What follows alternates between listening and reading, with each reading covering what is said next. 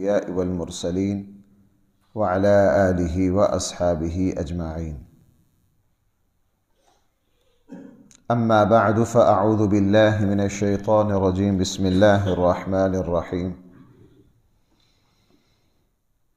يا أيها الذين آمنوا إذا لقيتم فئة فاثبتوا واذكروا الله كثيرا لعلكم تفلحون وأطيعوا الله ورسوله ولا تنازعوا فتفشلوا وتذهب ريحكم واصبروا إن الله مع الصابرين. ولا تكونوا كالذين خرجوا من ديارهم بطرا ورئاء الناس ويصدون عن سبيل الله والله بما يعملون محيط.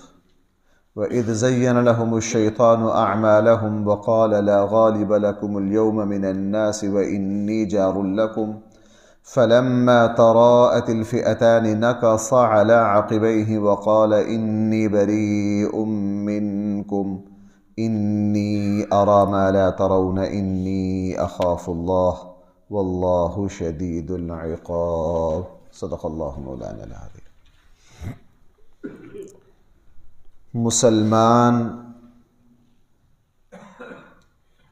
کافروں کے مقابلے پر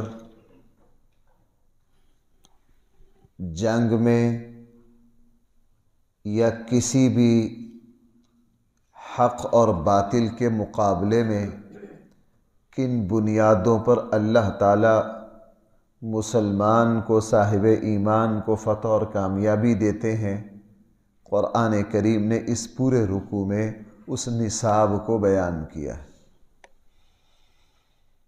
نبی کریم صلی اللہ علیہ وسلم آپ کے صحابہ جب میدان بدر میں حاضر ہوئے تو اللہ جل جلالہ نے یہ ہدایات دی، اور مسلمانوں کی تاریخ یہ بتاتی ہے کہ جب بھی قرآن کریم کی ان ہدایات پر عمل کر کے میدان میں اترے ہیں اللہ نے کامیابی اور فتح عطا فرمائی، اور جب بھی ان میں سے کہیں کوتاہی ہو گئی ہے تو مشکلات کا سامنا کرنا پڑا ہے. صحابہ اکرام اس کا اتنا اہتمام کرتے، اس لیے یہاں فرمایا یا ایھا الذین آمنوا، اے ایمان والو، اذا لقیتم فئۃ، جب بھی تمہارا ٹکراؤ ہو، جس وقت بھی تمہارا مقابلہ ہو کسی جماعت سے، سب سے پہلا کام فاثبتوا، ثابت قدم رہو، بزدل نہ بنو، بہادر بنو، اللہ سے ڈرو، اللہ کے علاوہ کسی سے نہ ڈرو. دنیا کے سارے اسباب، اسلحہ، ہتھیار تمہارے پاس ہوں اور ہو تم بزدل، کچھ نہیں کر سکتے ہو، تم کچھ کر نہیں سکتے ہو. ظاہری اسباب کچھ بھی نہ ہو، تم نہتے ہو، تمہارے پاس بہادری ہے تو تم بڑی بڑی فوجوں پر قابو پالو گے. یہ افغانستان کی مثال ہمارے سامنے ہے، افغانستان کی مثال ہمارے سامنے ہے. 80 سے لے کے 2017-18 تک یہ زمانہ تھوڑا نہیں ہے. اس میں دنیا کی 2 جدید ترین فوجیں میدان میں آئیں، مد مقابل نہتے مسلمان. ان کے پاس بہادری، دلیری، شجاعت، اور انہوں نے اپنی بہادری اور شجاعت سے دنیا کی 2 سپر طاقتوں کو یہاں سے دم دبا کر بھاگنے پر مجبور کر دیا.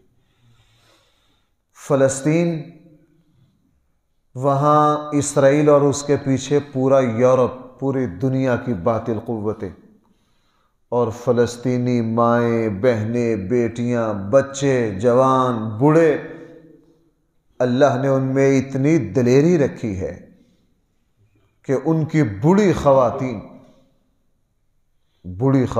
ان کے بچے یوں مقابلہ کرتے ہیں، ان کو جان کی، کسی چیز کی کوئی پرواہ نہیں.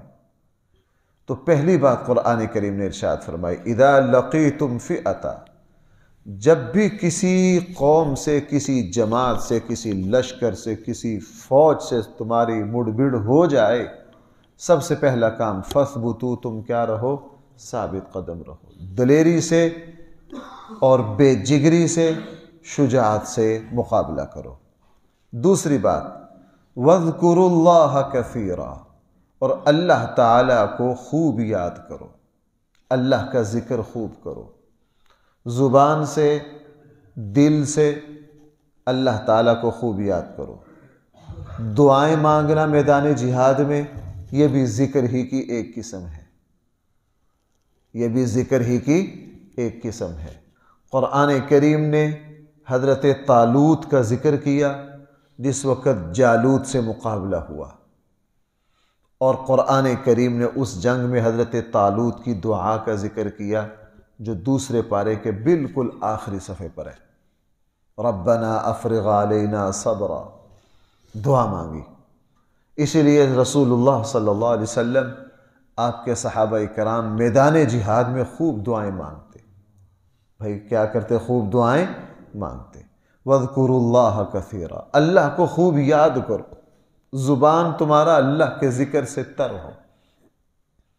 عربوں کا دستور تھا جنگ میں مستی کے لیے، مدہوشی کے لیے، جوش اور ولولہ کے لیے وہ عاشقانہ شعر پڑھتے، اپنی محبوباؤں کو یاد کرتے، اپنی محبوباؤں کو یاد کرتے۔ اکثر وہ کہتے ذکرتک والخطی یخطر بیننا، ایک عرب شاعر کہتا اپنی محبوبہ کو خطاب کر رہا ہے کہ میں نے تجھے اس وقت یاد کیا جب جسموں کو پھاڑ دینے والے نیزے ہمارے درمیان گردش کر رہے تھے۔ اس کے مقابلے پر قرآن کریم نے صحابہ کرام کو حکم دیا کہ تم کس کو یاد کرو؟ اللہ کو یاد کرو۔ صحابہ کرام نعرہ لگاتے، اللہ کی تکبیر کا نعرہ بلند کرتے، اللہ کی عظمت کا نعرہ بلند کرتے، قرآن کی تلاوت کرتے اور خوب اللہ کو یاد کرتے۔ اس سے ہوتا کیا ہے؟ اس سے اللہ دل کو مضبوط کرتے، اللہ تعالیٰ دل کو کیا کرتے ہیں؟ مضبوط کرتے ہیں۔ اس سے ایک روحانی قوت ملتی ہے، اللہ تعالیٰ ایسی روحانی طاقت دیتے ہیں جس کو اسباب کے تحت دیکھا اور سمجھا نہیں جا سکتا۔ خود مجھے زندگی میں ایسے دوستوں کو ملنے کا اتفاق ہوا جو عملی طور پر جہاد میں شریک رہے۔ انہوں نے کہا جی جو نماز، جو ذکر و اذکار موت کے سائے میں اور جنگ کی پوری جس وقت جنگ کے شعلے بھڑک رہے ہیں، وہاں جہاں ذکر و اذکار کیا ہے، اللہ کو یاد کیا ہے، اس کی لذت آج تک ہمیں یاد ہے، اس کی لذت آج تک ہمیں یاد ہے۔ اس لیے دوسری بات فرمائی وَاذْكُرُوا اللَّهَ كَثِيرًا، اللہ کو خوب یاد کرو۔ قرآن آگے خود کہہ رہا لَعَلَّكُمْ تُفْلِحُونَ، تاکہ اللہ تمہیں کیا دے؟ کامیابی دے۔ وَأَطِيعُوا اللَّهَ، تیسرا کام وَأَطِيعُوا اللَّهَ وَرَسُولَهُ، حالت جنگ میں اللہ اور اس کے رسول کی اطاعت کو لازم پکڑو۔ کوئی کام ایسا نہیں کرنا جو اللہ اور اس کے رسول کی اطاعت کے خلاف ہو۔ یہاں بھی جنگ کا ذکر ہے، اور جہاں بھی جنگ کا ذکر آتا ہے قرآن کریم یہ فرماتا ہے میدان جنگ میں اللہ اور اس کے رسول کی اطاعت کو لازم پکڑنا ہے۔ اگر تمہارے ہاتھ سے اللہ اور اس کے رسول کی اطاعت کا دامن چھوٹ گیا تو اللہ کی رحمت اور اللہ تعالیٰ کی طاقت اور قوت تمہارے اوپر سے اٹھ جائے گی۔ میدان احد میں اگرچہ اجتہادی غلطی ہو گئی، لیکن جیسا کیسا بھی ہوا رسول اللہ صلی اللہ علیہ وسلم کی اطاعت میں کمزوری آئی، اور اس کا نتیجہ میدان احد میں صحابہ اکرام نے دیکھا۔ رسول اللہ صلی اللہ علیہ وسلم نے منع کیا تھا کہ یہ درہ نہیں چھوڑنا، اگرچہ ان کو غلطی لگ گئی، انہوں نے کوئی بزدلی سے نہیں چھوڑا، سمجھے کہ جنگ ختم ہو گئی۔ اللہ کے نبی کا ارشاد جو ہے وہ ہم نے مکمل کر لیا ہے، پایا تکمیل کو پہنچ گیا ہے، یہ رائے ان کی درست نہیں تھی، غلطی کر بیٹھے، خواہ نادانستہ طور پر اجتہادی غلطی کی بنیاد پر ہی رسول اللہ صلی اللہ علیہ وسلم کی تعمیل ارشاد میں کوتاہی کی، تو بھائی پھر اس کا نقصان اٹھایا کہ نہیں؟ اس کا نقصان ہوا، اس کا نقصان ہوا۔ اس لیے فرمایا اطیعوا اللہ و رسولہ۔ صحابہ اکرام پھر پابندی سے اس کا عمل کرتے، پابندی سے اس پر عمل کرتے۔ حضرت ابو قتادہ رضی اللہ عنہ، رسول اللہ صلی اللہ علیہ وسلم نے تلوار دی اور اس کے جو حقوق بیان کیے ان میں سے یہ بھی فرمایا کہ کسی عورت پر نہیں اٹھانی۔ میدان احد میں صفیں چیرتے چیرتے قریش کی ان عورتوں تک پہنچ گئے جو جنگ کے پیچھے سے جنگ کے شعلے بھڑکا رہی تھی، اور ایک مرتبہ وار کے نشانے پر ایک خاتون آ بھی گئی، لیکن فوراً اپنے آپ کو روک لیا کہ مجھے کیا کرنا ہے، اللہ کے نبی نے مجھے یہ تلوار عورت پر چلانے سے منع کیا۔ وہیں رک گئے۔ صحابہ اکرام کی اتنی زندگی میں مثالیں ہیں، انہوں نے جنگی مصلحتوں کو مد نظر نہیں رکھا، انہوں نے بس اس بات کو مد نظر رکھا کہ کبھی اللہ اور اس کے رسول کی اطاعت میں کمی نہ آ جائے۔ جس وقت دمشق کو فتح کیا، ایک طرف سے محاصرہ ابو عبیدہ بن الجراح نے کیا اور دوسری طرف سے دمشق کا جو محاصرہ ہے وہ خالد بن ولید رضی اللہ عنہما نے کیا، اور بڑا شہر تھا، وہ زمانہ ادھر ادھر رابطے کا نہیں تھا۔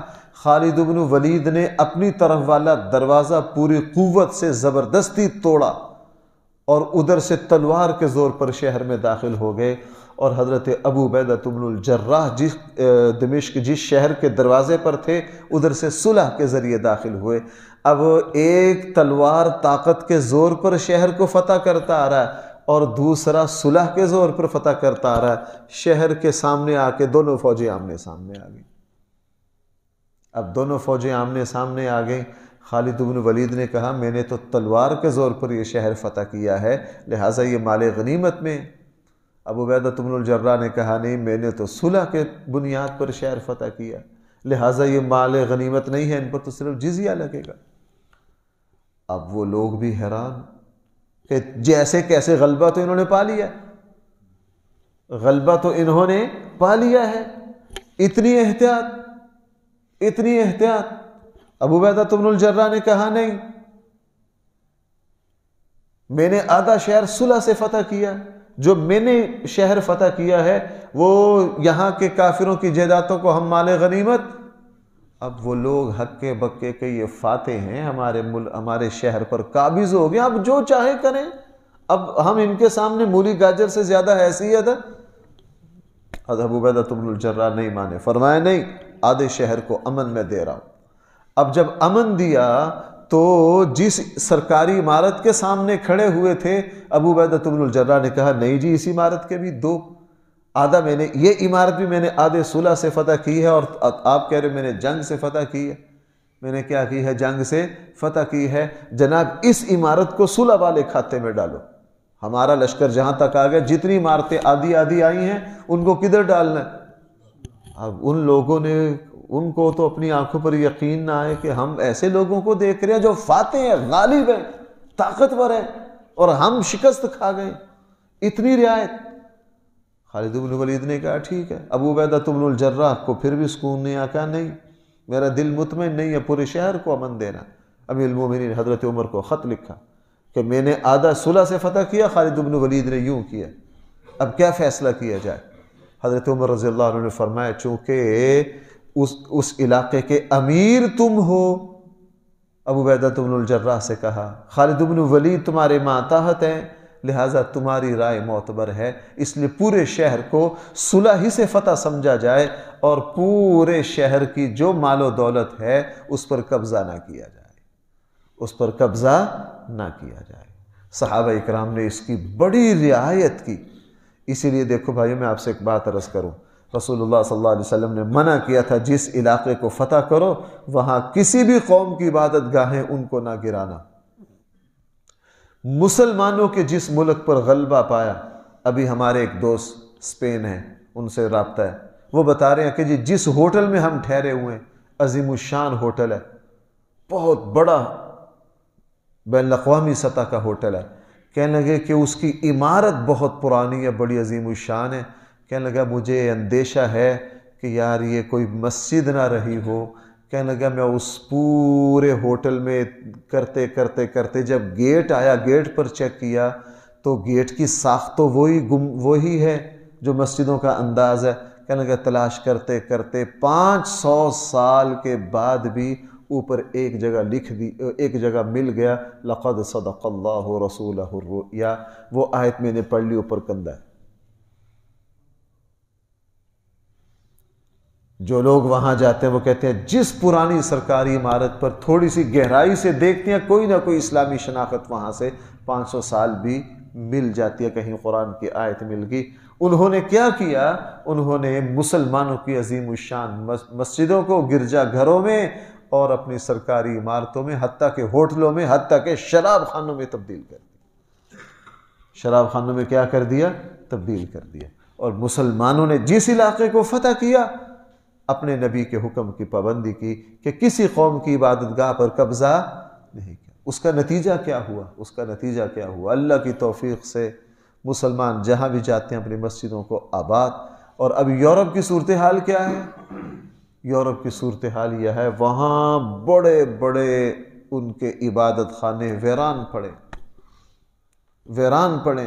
ہمارے ڈسکا کے ایک صاحبی 3-4 دن پہلے یہاں ملنے آئے، وہ بتا رہے تھے کہ ہم یورپ کے فلاں ملک میں رہتے ہیں، ہم وہاں مسجد کے لیے ایک بہت بڑا گرجا گھر خریدنا چاہتے تھے، اور ہم نے بڑی محنت کر کے چندہ اکٹھا کیا۔ جب 70-80% پیسے کر چکے تو ہم نے وہاں کے متعلقہ ادارے سے رابطے کیا۔ اس نے کہا تم نے خرید کے کیا کرنا ہے، ویران پڑا، ہم تمہیں ویسے ہی کھول دیتے۔ کہنے لگے جی اتنا عظیم الشان عمارت ہے لیکن پتہ نہیں کتنے اب ویران پڑا وہاں۔ انہوں نے اللہ کے گھروں کو ویران کیا تو بھائی خود اپنی عبادت گاہیں کیا ہو گئی؟ ویران ہو گئی۔ اس لیے قرآن کریم نے تیسری بات فرمائی وَأَطِيعُوا اللَّهَ وَرَسُولَهُ، میدان جہاد میں اللہ کی اطاعت کرنی ہے اور اللہ کے رسول صلی اللہ علیہ وسلم کی اطاعت کرنی ہے۔ 3 باتیں ہو گئی۔ چوتھی فرمایا وَلَا تَنَازَعُوا، آپس میں جھگڑے میں نہ پڑنا، آپس میں جھگڑے میں نہ پڑنا۔ یہ نکتہ میں نے اس جمعے میں انشاءاللہ جو میرا موضوع ہے، میرا موضوع اسی کے متعلق ہے، اس میں بھی جمعے میں بھی آپ یہ نکتہ آئے گا وَلَا تَنَازَعُوا، آپس میں جھگڑے میں نہ پڑنا۔ اگر تم فاتح ہو، اللہ تعالیٰ نے تمہیں شان و شوکت دی ہے، جب آپس کے جھگڑوں میں پڑو گے تو جناب ساری فتوحات دھری کی دھری رہ جائیں گی۔ ہماری تو اوقات ہی کیا ہے؟ حضرت علی رضی اللہ عنہ جیسے عظیم الشان صحابی، السابقون الاولون اشرم وشرم میں سے، آپ حضرات جانتے ہیں حضرت عثمان کے بعد جب حضرت طلحہ، حضرت زبیر، حضرت عائشہ، حضرت علی، حضرت امیر معاویہ رضی اللہ عنہم یہ عظیم الشان لوگ تھے، لیکن جیسے کیسے آپس میں اختلاف ہو گئے کہ نہیں؟ جب آپس کے اختلاف ہوئے ساری فتوحات رک گئی، ساری فتوحات رک گئیں۔ آپس کے انتشار میں بہت ساری جانیں اور بہت سارا وقت ضائع ہو گیا۔ کسی مورخ نے صحیح تبصرہ کیا ہے کہ اگر یہودیوں کی سازشوں کے بلبوتے پر ان کے آپس کے اختلافات نہ ہوتے تو یہ ساری دنیا کو فتح کر چکے ہوتے۔ یہ ساری دنیا کو، جب وہ اخلاص کے پیکر ان میں جب اختلاف ہوا تو فتوحات رک گئی۔ تو بھائی ہم تو اخلاص تو دور کی بات ہے، یہ زمانہ تو ہے ہی خود غرضی کا ہے۔ جب خود غرض لوگوں میں اختلافات ہو تو پھر اندازہ لگا لیجئے کتنی ذلت اور کتنی ناکامی اور رسوائی آئے گی۔ اس لیے چوتھی بات فرمائی وَلَا تَنَازَعُوا، آپس میں جھگڑا نہ کرنا۔ اگر آپس میں جھگڑو گے فَتَفْشَلُوا، تو جناب تمہاری ہوا اکھڑ جائے گی، پاؤں اکھڑ جائیں گے، اس وقت تم بزدل ہو جاؤ گے، ناکارہ ہو جاؤ گے۔ وَتَذْهَبَ رِيحُكُمْ، اور تمہاری شان و شوکت اور تمہاری جمی جمائی ہوا اکھڑ جائے گی، تمہیں کوئی نہیں جانے گا۔ اور اگلا حکم فرمایا وَاصْبِرُوا، اور میدان جہاد میں جتنی تکلیفیں آئیں ان پر بھائی کیا رہنا ہے؟ صبر کرنا ہے، ان پر صبر کرنا ہے۔ تکلیفوں پر جس وقت بھی میدان جہاد میں آؤ گے، ظاہر ہے یہ ایک مشکل ترین فریضہ ہے، اس میں بڑی بڑی تکلیفیں دیکھو گے، مصیبتیں دیکھو گے، جسم زخمی ہوگا۔ اور صحابہ اکرام کی صورت، صحابہ اکرام ان ساری مصیبتوں سے گزرے، لیکن فرمایا کرنا کیا ہے؟ وَاصْبِرُوا۔ اس لیے غزوہ احد میں جس وقت صحابہ اکرام کو اپنی 70 لاشیں اٹھانی پڑی اور 70 زخمی ہوئے، قرآن کریم نے فرمایا نبی جی یہاں اب صبر سے ہی کام بننا ہے۔ کس سے کام بننا ہے؟ صبر ہی سے کام بننا ہے۔ اور کسی بھی دینی جد و جہد میں جب تکلیفات کا سامنا کرنا پڑے تو بھائی جو صبر نہیں کرے گا جناب وہ کبھی بھی کامیابی سے ہمکنار ہو نہیں سکتا. اس لیے فرمایا وَاصْبِرُوا، صبر کرنا، ان اللہ مع الصابرین، اللہ تعالیٰ کن لوگوں کے ساتھ ہے. اور بالکل یہی بات 14ویں پارے کے آخری صفحے پر بھی ہے کہ حضرت حمزہ رضی اللہ عنہ کو جب شہید کر کے جسم کے ٹکڑے ٹکڑے کیے گئے تو رسول اللہ صلی اللہ علیہ وسلم نے غم میں کہہ دیا کہ میں اپنے چچا کے بدلے میں ان کے، تو قرآن نے کیا کہا وَإِنْ عَاقَبْتُمْ فَعَاقِبُوا بِمِثْلِ مَا عُوقِبْتُمْ بِهِ وَلَئِنْ صَبَرْتُمْ لَهُوَ خَيْرٌ لِّلصَّابِرِينَ. نبی جی اگر بدلے لینا برابر صبر لو، لیکن اگر صبر کرو گے تو وہ تمہارے لیے بہتر ہے، چونکہ اللہ کی مدد کن لوگوں کے ساتھ ہے؟ صبر کرنے والوں کے ساتھ ہے. میں اکثر یہ بات عرض کرتا ہوں، اور بھائی اللہ تعالی ہم سب کو عمل کی توفیق دے.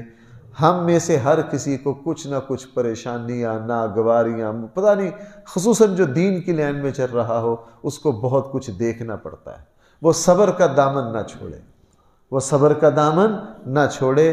امام غزالی نے وہ کسی عرب شاعر کا مقولہ لکھا ہے کہ صبر ایسی سواری ہے کہ یہ کبھی بھی اپنے سوار کو گرنے نہیں دیتی، اور جلد بازی ایسی بیکار سواری ہے کہ یہ جب تک اپنے سوار کو گرا نہ لے اس وقت تک یہ، اس لیے جلد باز ناکامی تک جائے گا. اور جس کے اندر صبر ہو، ٹھہراؤ ہو، تحمل ہو، وہ کبھی بھی شکست نہیں دیکھ سکتا.